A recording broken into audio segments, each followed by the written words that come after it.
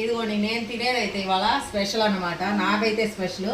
ఇక్కడ వచ్చేసి వేడి వేడి వైట్ రైస్ వేసుకొని ఇందులో వెల్లుల్లి వేసాను చూడండి.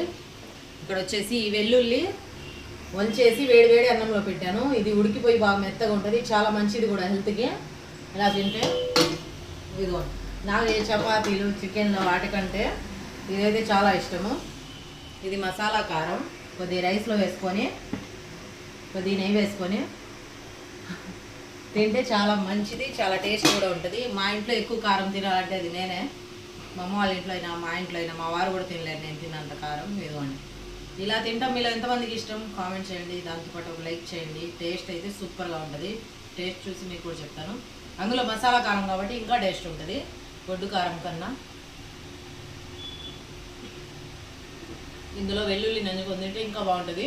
నేను బాలింత ఉన్నప్పుడు చిన్నపిల్లలు ఉన్నప్పుడు మా అమ్మ అయితే ఇలా చిన్నపిల్లలకి పాలు ఎక్కువ పడాలంటే ఇలా వెల్లుల్లి వేసుకొని తింటే పాలు పడతాయి. మీరు కూడా ఎవరికైనా అవసరమైతే ఈ టిప్ చెప్పండి, ఓకేనా? మేమైతే తినేస్తున్నాం.